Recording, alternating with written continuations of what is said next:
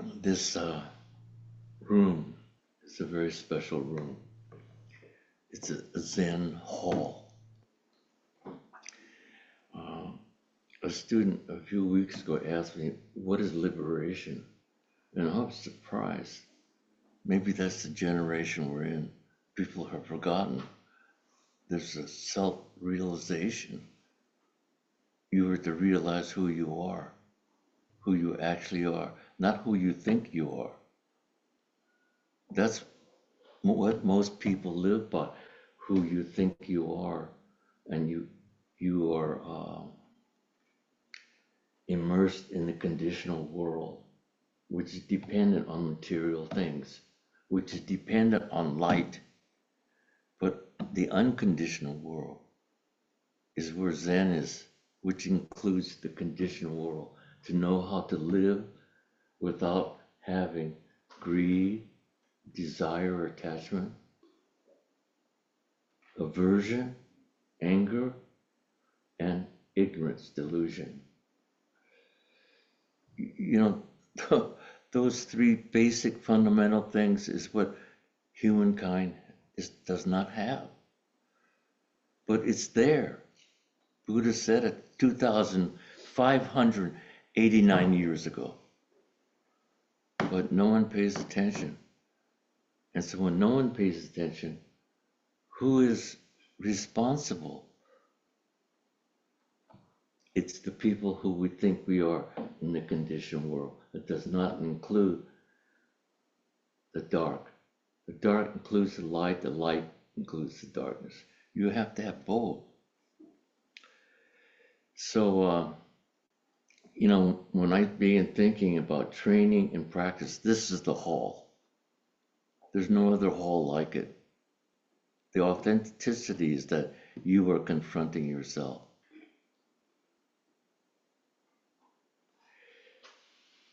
And you are being with yourself. And people become attached to sitting because there's a place they go to. Or, I don't know if go is the word, but there's a place you arrive. And it's profoundly calm and quiet. The depth of that is unbelievable. Even if you don't think you are a calm person, you are. Because calmness is the opposite of not being calm. But they go together, see? But we separate. We separate everything. And because we separate everything, the world is in a very bad place. In all, not just the Dharma, but in all fields. But you can prevent it. Suffering is actually optional. But because of our ignorance, habits, and condition, we continue to do things like guns. We continue killing people. It's very simple, but there's a lot of money invested in that, and power, greed. So, ethics, I don't know even we have ethics anymore. Democracy is at its lowest point. So is the Dharma. So this hall is very important.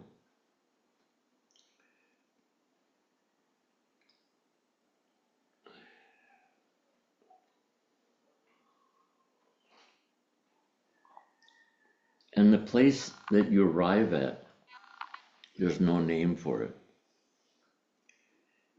We say it is and it isn't. And you can't say like that's because it's past. That's you're here, now you're not here. And now that's gone. We were in the next moment. It's not permanent. So we go to that place we arrive at that place, and the profundity of it is that we are not thinking. That's why. it's calm. So it's not out, these are not just ideas or realities, but it's something it's a great treasure that you have within yourself. But you need to train yourself to unravel the conditions that we suffer from. It's like unwinding a knot. Lots of sitting with people, even though maybe you sit by yourself, but you have to remember you're sitting with people, with the trees, with the sky, with the mountain, with the grass. You're not alone. So the Zen Hall is a very special and rare place. Okay? Okay, so this talk is inspired by Michael Newhall from Jikoji. And he is one of the successors of Koben Otagawa-roshi, who was a great teacher and who was one of my teachers. This is, are you there, Michael? This is Koben's, gee, I forgot the name of this. Huh? Nyoho. And it means it's a stick carved a certain way, certain size. It could be larger, but size in this does not matter. And it means, Koben says it means everything is okay. That's what it means. Okay, Michael.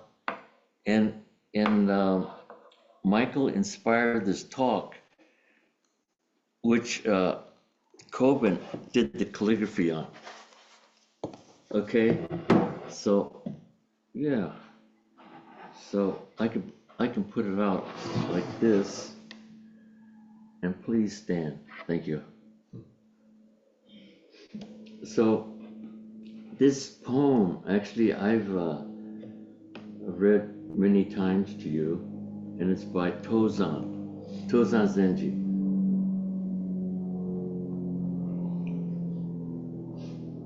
And after his transmission ceremony, he still had doubts, and as he was wading across the river, he saw his reflection in the river.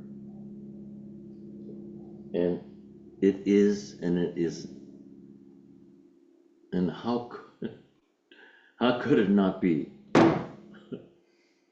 And that's when he has great realization. The realization, see, here's the difference. It's a big difference. You realize who you are, yourself, that doesn't have a self-existence. You realize the self behind your self-existence. Your self-existence separates everything in your life. Self-existence or self-centeredness is based on separation.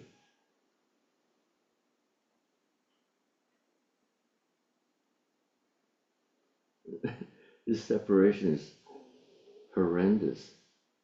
I mean, we have iPhones, things like that, but actually, Shinko and I, we don't have an iPhone, but we're still alive. But the system, the condition is limiting. So it's hard to go to Safeway sometimes when you don't have an app or cell phone, because we don't understand that stuff anymore. But we're still alive, and we still have a happy life. But it looks like we've got all this information, but it's excluding ourselves from each other. You go to a restaurant, there's a couple, and they're not even talking to each other. They're looking at their cell phones. Even the young people are being trained, conditioned in this world of desire and attachment, aversion, anger, and ignorance. You're being conditioned in that through education, the world. Everyone does the same thing. So we're dropping out of that because it creates suffering. Suffering is optional because there is cessation to suffering through zazen, just sitting with others. And you know how it works? Because when you're just sitting, it means you are not thinking. Not that thinking is bad, but this thinking is no thinking. Can you imagine that? But you've done it already. How can you do something when you don't have it? You have it already. You've done it already, but you haven't realized it. See, here's the difference. You've been there. You've been in that profound calmness. You've been there already. You were born with it. It's closer than you think. But the point is, you have not realized it. And that's the direct experience of Buddha's knowledge. The same thing that he realized. It's a body and mind realization. Okay, so this is the poem. We start from this side and we go down, top to bottom.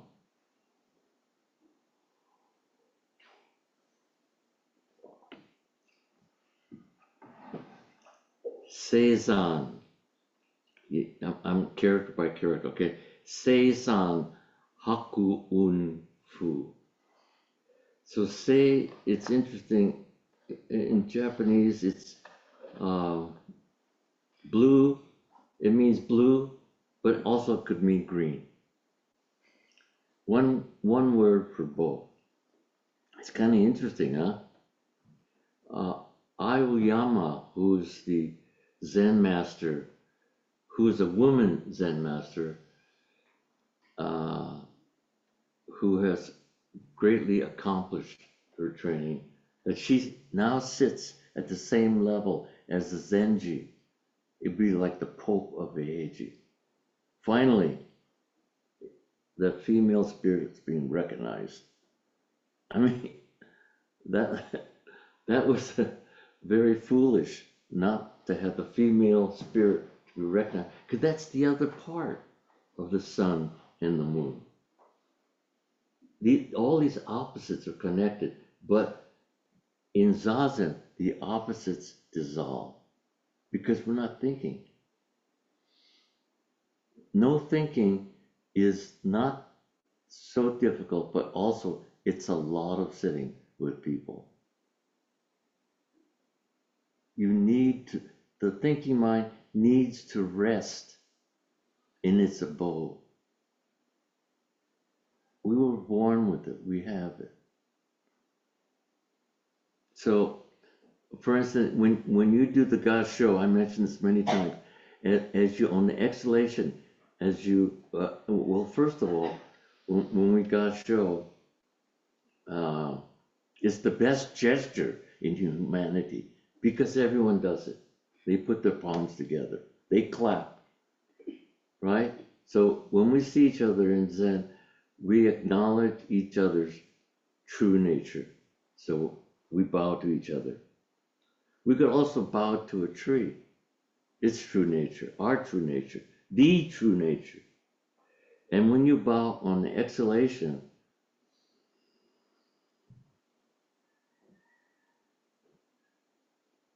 your thinking mind has stopped. And you come up with that experience.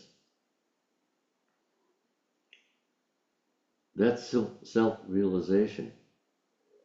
Thinking mind has stopped. It's in the ritual.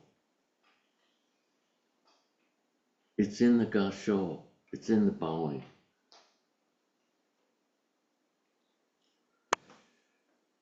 Okay. Say blue, it means blue, and also Aoyama, her Dharma name is Blue Mountain. Yama is mountain, Blue Mountain. Sei-san, blue mountain. Haku-un, white cloud. Fu is father. Okay?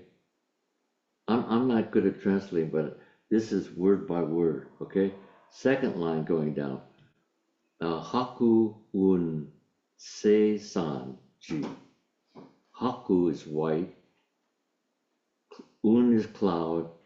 Sei-san, again, is blue mountain. Sun is G. Okay, don't think about gender. This is beyond gender. It could be mother or daughter, okay? Forget about gender. Third line, Haku un shu etsu ho. So I retranslated it into word by word, meaning again, Haku un, white cloud. Shu means end or finish. Etsu is day, the end of the day. Ho is while. W-H-I-L-E, while. Okay? And last line. Seizan, so fu chi. Seizan again is blue mountain. So is complete. There's a famous temple besides Eiheiji. It's called Sojiji. This is the so that they use. So, complete training temple. Sojiji. So, complete. Fu is not or no. Chi is know, to know. So, the line means Seizan, which is the father or mother. So is completely not know that this is happening. The movement between the cloud and the mountain is happening.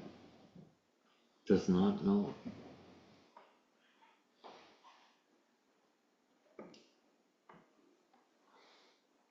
So this poem actually is pretty miraculous because when you look at the kanji, Seizan is beginning, and the last line, Seizan is ending.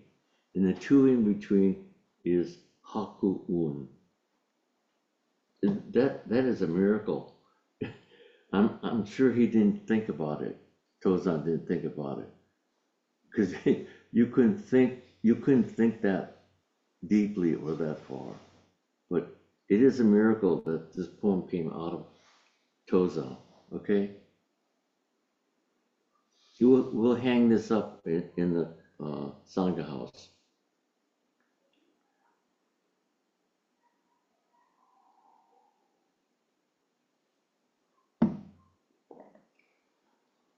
And this not knowing is very important. Not knowing means your thinking mind is at rest. And because it's at rest, it's in tune, it's not separated from anything. It is part of everything.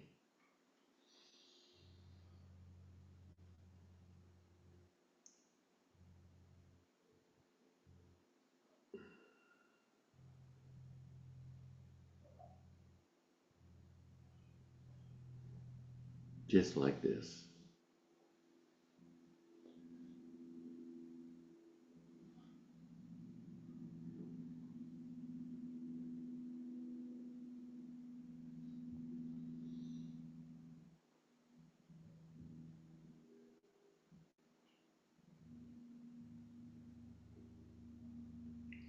Okay. So this knowing or this not know reminds me of Eko Hensho, which is a very important phrase in Zen. E means turn, ko means light. So we are conditioned to turn our light out, but echo means turn light this way, towards yourself. Where's all this stuff coming from? The source. You turn it to yourself. You don't turn out, you turn it to yourself. And because when you you turn the light to yourself, you don't find anything. That's your Buddha nature. Because not anything contains everything. And then with that, it doesn't even mention ego, because the ego is also just fictitious. We made it. We created it. There's no such thing as ego. But we have created it, and that's what we're living by in the condition of this creation, negative creation. Okay? So we turn the light to ourselves, and then we return the light outward to everything. Taking, giving, receiving and giving. So Eko Hensho, I say, it's the innate nature of humanity. Because innate nature and function of humanity, because this Eko Hensho appears before thinking, or learning, discriminating, expecting, knowing. These are all the things we're taught in school. It's before, Eko Hensho is before those conditions, because thinking starts stimulating. We'll learn many things that we have to learn outside of facts and things outside of ourselves. And then we begin discriminating, which is good, which is bad. And then because of the discrimination, we start expecting. And then and knowing that what we were expecting is going to be something. But it's not. It's before. Eko Hensho is the innate nature of humanity. It appears before thinking, learning, discriminating, expecting, and knowing.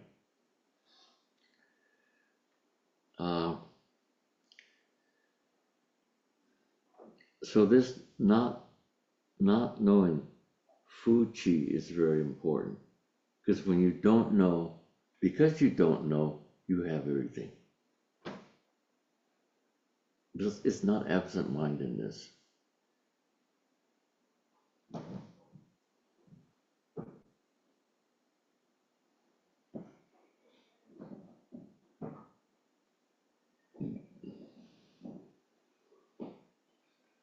Like in the Heart Sutra, maybe, yeah, the Heart Sutra is not, heart is not a good word to use, but it's like the Mind Sutra, Heart Mind Sutra.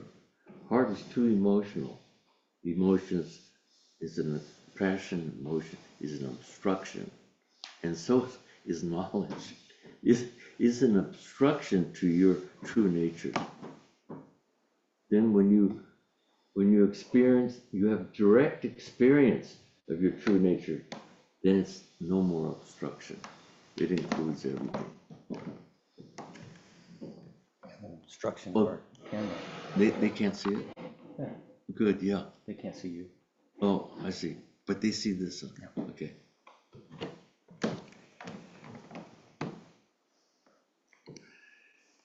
So in the Heart Mind Sutra that we chant every day, the first line is very important, which I even myself, I recently discovered. It says Kanji Zai Bosatsu. Kan is a very important word, is contemplation. It means clarifying the mind. It means like when you use a calculator, you clear it before you use it. You have to clear your mind. If you don't, you suffer. As simple as that. Because you have addition, subtraction, multiplication. Who knows what you have on your calculator? It's not, your thinking is unclear. And that unclearness creates also division and duality in which we suffer. I mean, this is really important. You talk, it's not trying to like climate change. It's out there, but actually it's in here. Who created it? We created it. It's not out there. It's good you see on TV or young people picking up pieces of paper on the beach, but who created it? We created it. We could prevent all war. We could prevent all this stuff. But for some reason, greed, anger, and ignorance are the rulers. It's a pity. It's a great pity that we don't see it and we don't try to do something about it.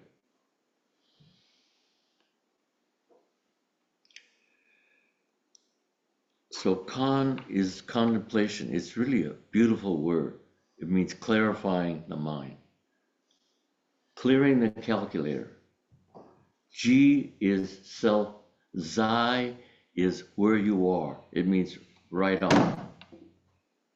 It's a third grade. A third grader would know that character. Zai means right on. Where you are. Kanji Zai Bosatsu. And we're talking not about someone else, we're talking about ourselves. We are the Bodhisattvas, but we are yet to realize it. And not just one realization, many realizations. Because once you realize something, it's gone. And then you realize something again. And it's promoted by our delusions. Delusion is the mother of enlightenment. Delusion is the opposite of enlightenment, but they go together. Everything works together. So Kanji Zai Bosatsu, clarifying yourself, where you are, and you are the Bodhisattva, the realized person. Who else could it be? That's who we're talking about. That's what the Buddha Dharma is talking about. Not about some Buddha over there, but the Buddha here, the Buddha in this form, the Buddha everywhere. So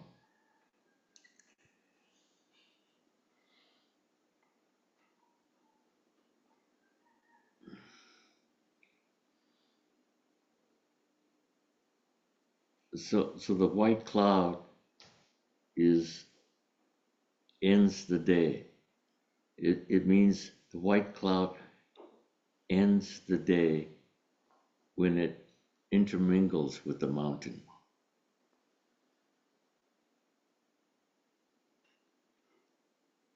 But the blue mountain completely does not know. But that not knowing, again, is not being absent-minded. This not knowing is your true self. Just the opposite of knowing. Knowing and not knowing. Okay, here's the 5 dharmas. Maybe we end here.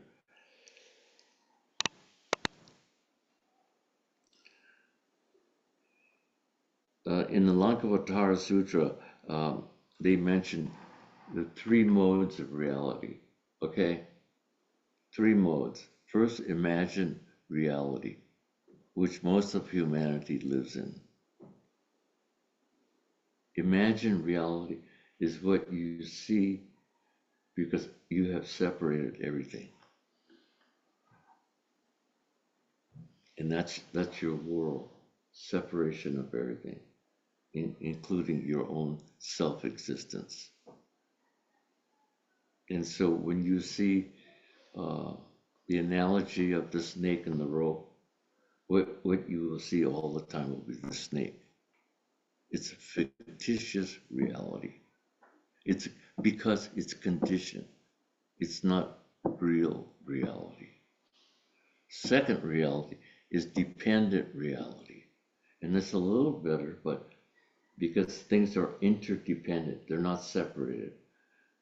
And so when you see this, It's a little bit better, but because we give it a name, it's just a fictitious designation. It's just a name, but it's not reality.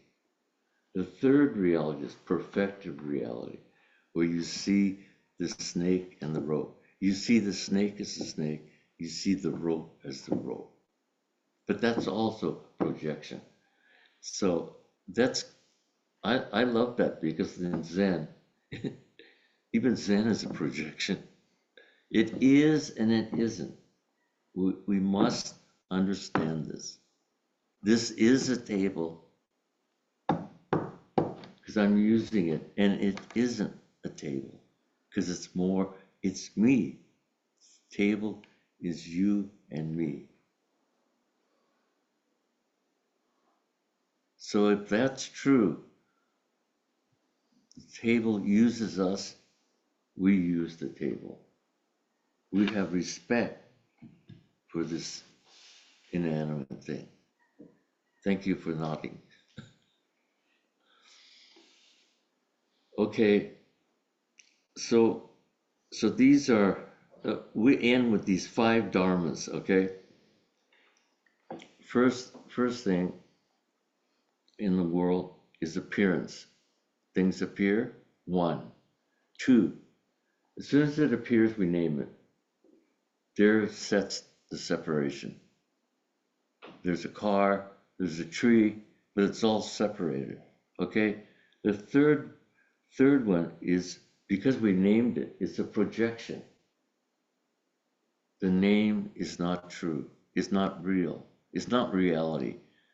We named it, and there's a separation.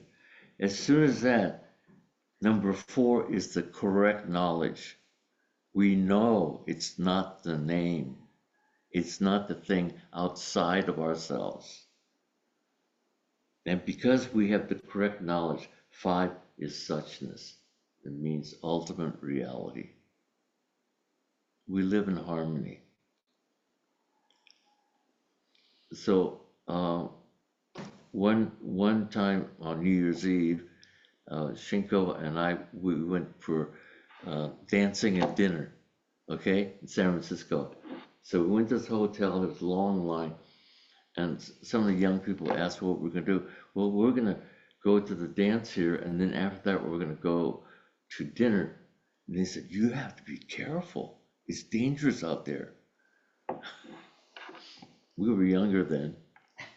So it came time for us to, it was New Year's Eve, to go to the bus stop, which was a block away from the restaurant. I think it was on Chestnut Street, 216 Chestnut Street, okay? And when we walked out of the restaurant, the woman bus driver stopped right in front of us instead of the bus stop. And she said, "Come on in, it's free because it's New Year's Eve." My goodness. So we got on the bus. She said, "Where are you going?" She said, "That's my route." She dropped us off right in front of the restaurant. After the restaurant, we came out. I mean, we're not thinking about this or anything. She was right there. She was on her route, and she picked us up and delivered us back to the hotel. I mean, things can be like that if you don't think about it. You know, it's the absence of our desire and attachments. I mean, desire is the big word. Anything you name has 2 sides to it. Desire could be very negative because it can play attachment. And when it's attachment, you suffer. And the other desire, I mean, it's pure desire. I desire not to die right now. That's all right. You know, 2 sides. It's not that you have no desire, okay? It should include everything.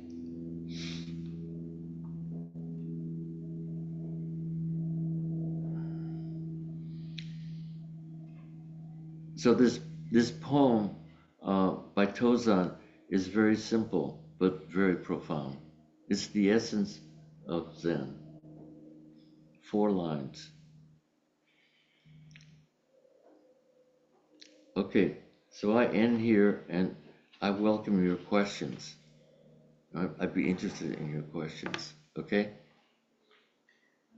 Roshi, do you mind to read the poem out, just the poem in English? In English? Yeah, so we have a sentence. Just in English? Yeah. Okay, yeah. Okay, so first line here, we go that way. Blue mountain, white cloud, mother. Second line, white cloud, blue mountain, daughter. Okay? White cloud, end of day, while blue mountain, last line, completely not knowing. So when you empty the mind, that means there's no obstruction to think. It's basically it's not thinking.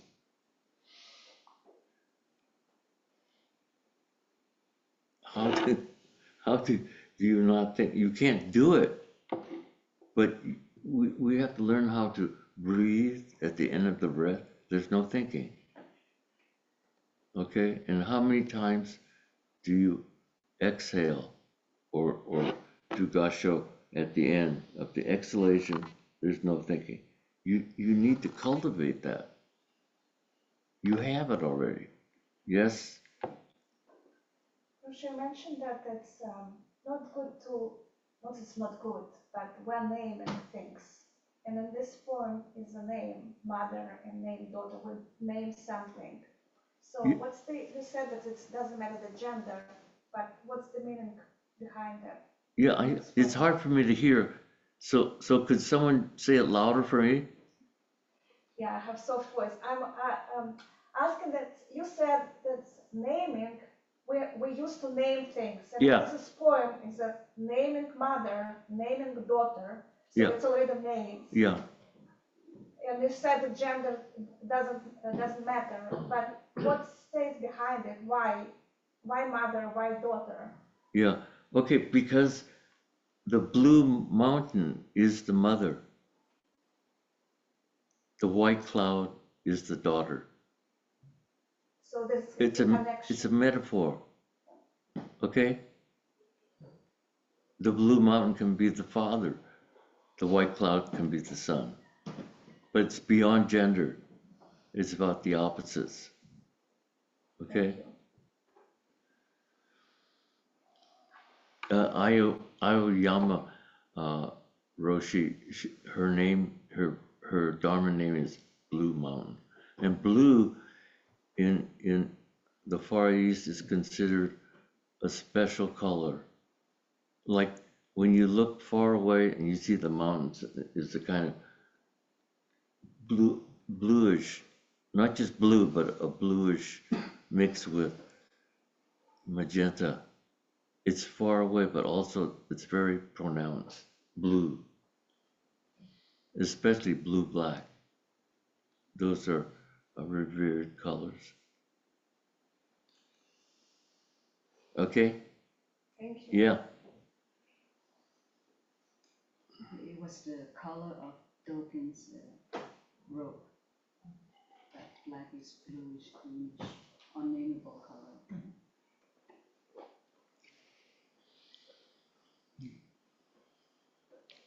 Anyone else? Yeah. Roshi, I don't know much about Japanese words, but when we named our son Ryokan, and I looked up kan, it also it said one interpretation of it is compassion. And when you were describing kan as meaning contemplation and clearing the mind, Yeah. I was thinking that they may be somehow interrelated. There are many cons. Oh, okay. Yeah, okay. Okay. Not related.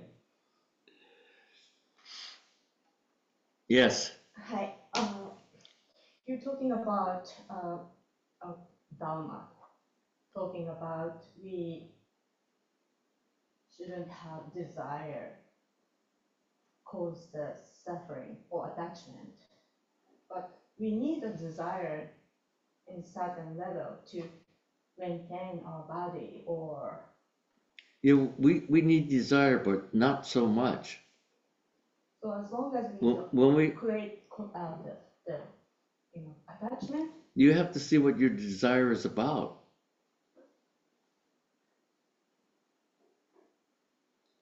And how much, I mean, we didn't desire to live, but how much desire do we need? Because desire creates attachment, and attachment creates suffering. That's all.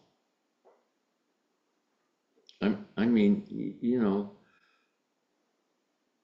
we're attached to our friends or our children. That, of course, that's natural, but sometimes we must give it up. We cannot be. I mean, it's not that we don't have any emotion, but we have pure emotion.